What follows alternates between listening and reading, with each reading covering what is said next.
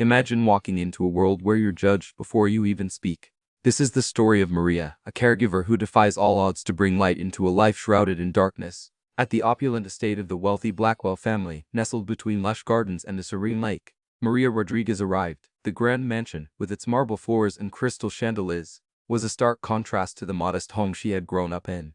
Maria, a middle-aged woman with a warm smile and kind eyes, had been hired as a caregiver for Mrs. Blackwell, who had suffered a severe stroke and was confined to a wheelchair. The staff, dressed in crisp uniforms, eyed Maria with a mix of curiosity and skepticism. The head housekeeper, Mrs. Harper, a stern woman with a tight bun, greeted Maria with a cold stare. "Your job is to care for Mrs. Blackwell," she said, her voice sharp. "She's not an easy patient."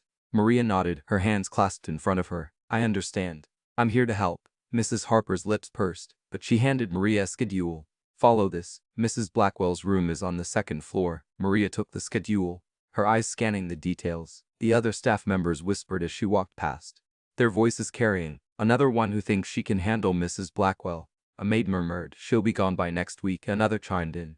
Maria's jaw tightened, but she kept walking, her steps steady and her face calm. As Maria pushed her cart down the hallway, she couldn't help but feel the weight of their judgment.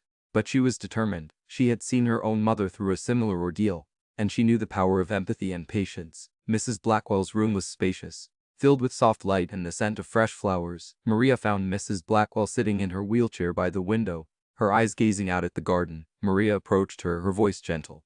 "Good morning, Mrs. Blackwell. I'm Maria, your new caregiver." Mrs. Blackwell didn't respond, her expression blank. Maria smiled, undeterred. "I'll be taking care of you from now on. We'll get through this together." She began to set up her supplies, her movements efficient and calm. The room was quiet, except for the soft ticking of a clock. Maria's presence was a beacon of warmth in the cold, sterile environment. As she started her duties, she hummed a familiar tune, a melody her mother used to sing. The song filled the room, its soothing rhythm breaking the silence. Mrs. Blackwell's eyes flickered, and for a moment, Maria thought she saw a hint of recognition. But the moment passed, and Mrs. Blackwell's gaze returned to the window, her face expressionless. Maria didn't let it discourage her. She knew that healing took time, and she was willing to give it all the time it needed. That evening, Maria sat by Mrs. Blackwell's bedside, holding her hand. The room was dimly lit, the only sound the soft hum of the night. Maria's touch was gentle, her fingers tracing patterns on Mrs. Blackwell's skin. "You're not alone," she whispered. "I'm here for you." The words hung in the air, a promise of hope in the midst of despair. Maria's eyes were filled with determination, her heart steady and strong. She knew the road ahead would be challenging, but she was ready. She had faced adversity before, and she had always emerged stronger. And she believed that with her care and compassion, Mrs. Blackwell would too. As Maria left the room, she couldn't help but feel a sense of purpose. She had come to this grand estate not just to care for a patient, but to bring light into a life shrouded in darkness, and she was determined to see it through, no matter what obstacles she faced. The mansion was quiet, the staff retired for the night, but Maria's heart was alive with a fire that burned brightly, a beacon of hope in the night. The days turned into weeks, and Maria's routine became a familiar rhythm in the Blackwell household.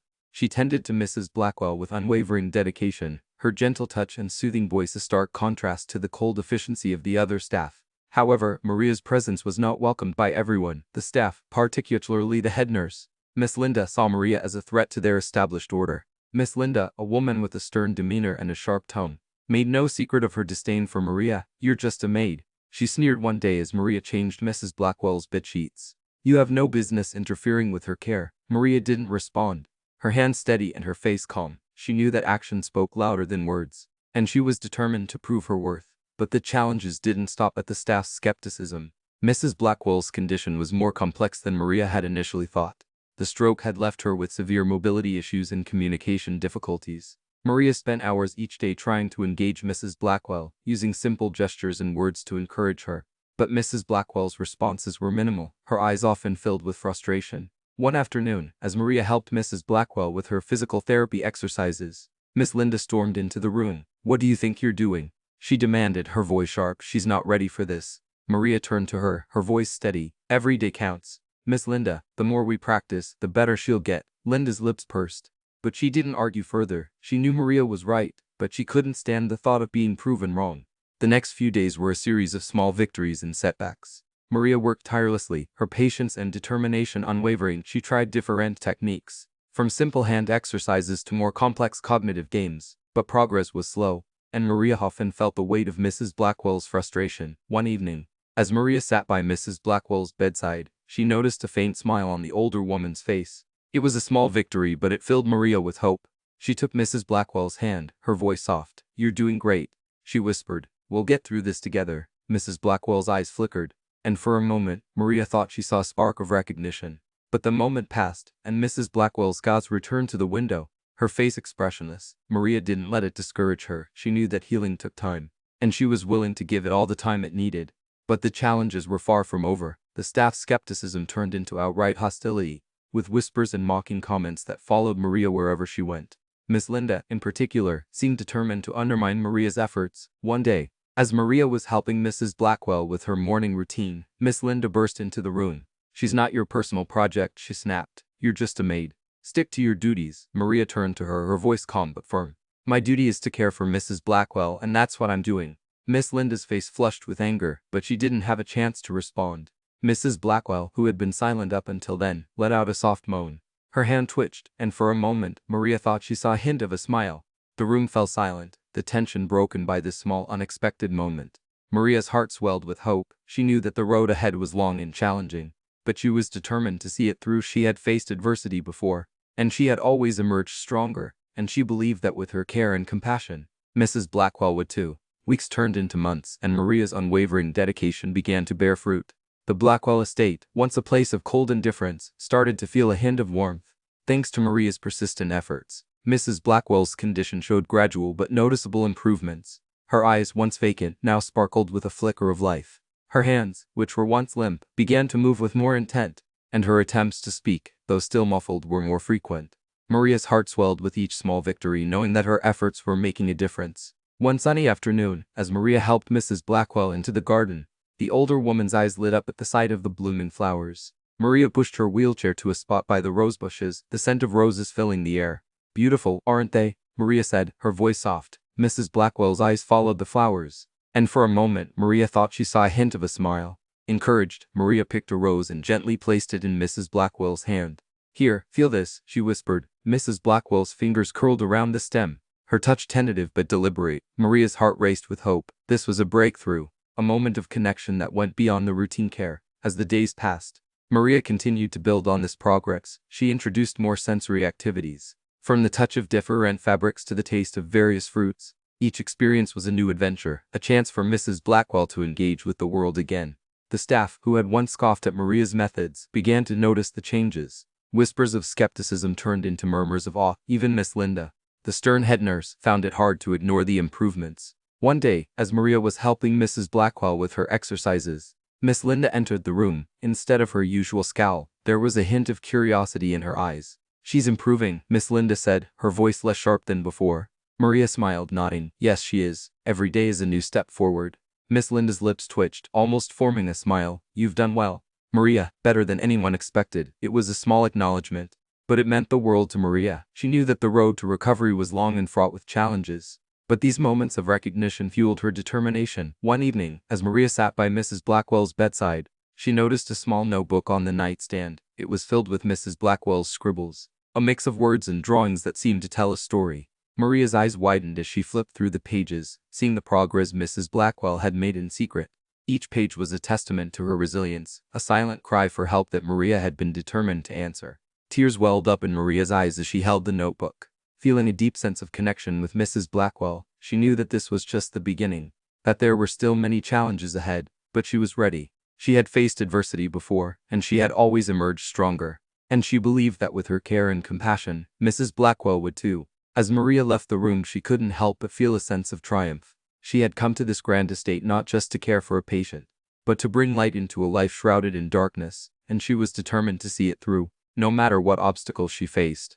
Despite Mrs. Blackwell's improvements, the atmosphere in the estate remained tense. The staff's initial skepticism had given way to a mix of respect and jealousy, especially for Miss Linda, who saw her authority being challenged. Maria, however, remained focused on her goal, oblivious to the brewing storm. One day, as Maria was helping Mrs. Blackwell with her morning exercises, Miss Linda burst into the room. "You're pushing her too hard," she accused, her voice sharp. "She's not a guinea pig for your experiments."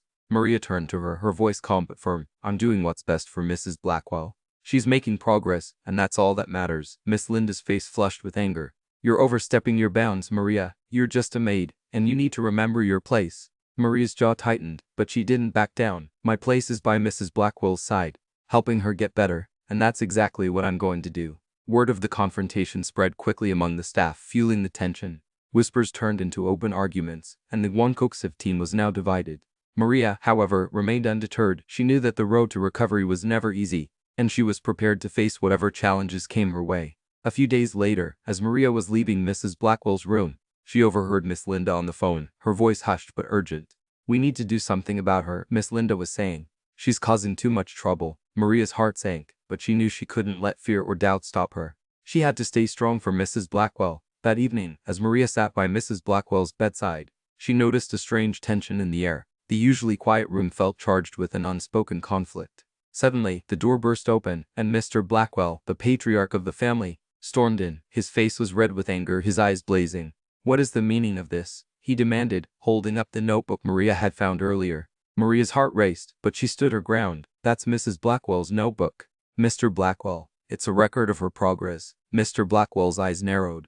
"Progress? Our meddling?" His voice was cold, accusatory. Maria took a deep breath, her voice steady. "I'm just doing my job, sir, helping Mrs. Blackwell get better."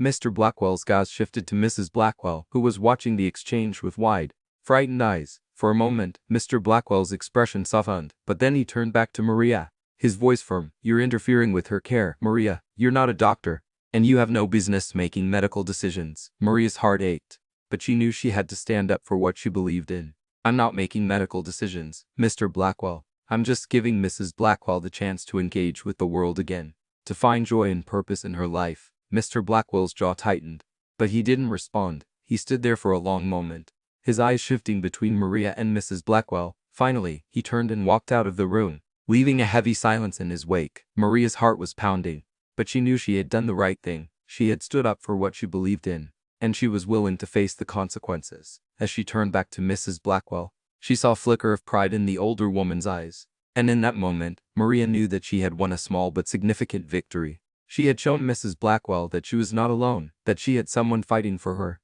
and that was all that mattered. The reckoning had come, and Maria had faced it with courage and determination. She knew that the road ahead was still uncertain, but she was ready to face whatever challenges came her way. For Mrs. Blackwell and for herself, the days that followed were tense, but Maria refused to let the conflict deter her. She continued her routine with Mrs. Blackwell, her dedication unwavering. The staff's whispers and stares no longer fazed her. She knew she was making a difference. Mrs. Blackwell's progress was undeniable. She was more alert, more engaged, and her attempts to communicate were becoming clearer. One afternoon, as Maria helped Mrs. Blackwell into the garden, she noticed Mr. Blackwell watching them from the window. His expression was unreadable, but Maria felt a glimmer of hope. Perhaps he was beginning to see the positive changes in his wife. That evening, as Maria was leaving Mrs. Blackwell's room, she was called to Mr. Blackwell's study. Her heart pounded in her chest, but she entered the room with her head held high. Mr. Blackwell was seated behind his desk, his face serious. "Maria, I've been watching you," he began, his voice firm. "I've seen the changes in my wife. She's improving, and I can't deny that you've had a significant role in that."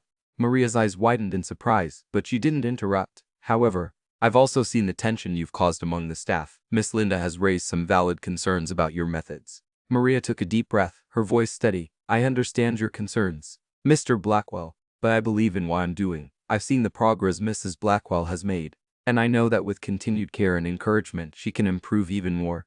Mr. Blackwell's eyes narrowed, but he didn't argue. Instead, he stood up and walked around his desk, his gaze thoughtful. "I've made a decision," he said. "You will continue as Mrs. Blackwell's caregiver, but with some conditions. You will work closely with the medical team, following their guidelines and recommendations." Maria's heart swelled with relief and triumph. She had won. "Thank you, Mr. Blackwell," she said, her voice filled with gratitude. "I won't let you down." Mr. Blackwell nodded, a hint of a smile on his lips. "I know you won't, Maria. I've seen your dedication and I trust you." As Maria left the study, she felt a sense of triumph. She had faced the challenges head-on and had emerged victorious. She had proven that her methods worked, that her care and compassion could make a difference. The next few weeks were a whirlwind of activity. Maria worked closely with the medical team, integrating her techniques with their professional care. Mrs. Blackwell's progress was remarkable. She was now able to take a few steps with assistance. Her speech was clearer, and her eyes sparkled with a newfound joy. The staff, who had once scoffed at Maria's methods, now looked at her with respect and admiration. Even Miss Linda, the stern head nurse, had softened her stance, acknowledging Maria's contributions to Mrs. Blackwell's recovery. One sunny afternoon, as Maria helped Mrs. Blackwell into the garden, she noticed a small gathering of staff members watching them. Their faces were no longer filled with skepticism but with pride and admiration. Maria smiled, her heart filled with warmth. She had not only helped Mrs. Blackwell but had also brought a sense of unity and purpose to the estate. As she sat by Mrs. Blackwell's side, watching the older woman enjoy the beauty of nature, Maria knew that she had found her true calling. She had come to this grand estate not just to care for a patient but to bring light into a life shrouded in darkness. And she had succeeded. Her journey had been filled with challenges and triumphs, but she had faced them all with courage and determination, and in the end, she had proven that with empathy and resilience anything was possible. As the sun set, casting a golden glow over the garden, Maria took Mrs. Blackwell's hand, her voice soft but firm. "You've come so far," she whispered, "and I'm so proud of you." Mrs. Blackwell's eyes filled with tears, but her smile was radiant. "Thank you, Maria," she managed to say, her voice clear and strong. "Thank you for believing in me." In that moment, Maria knew that she had achieved something far greater than just physical recovery. She had restored hope, dignity, and joy to a life that had once seemed lost. And that was the greatest triumph of all.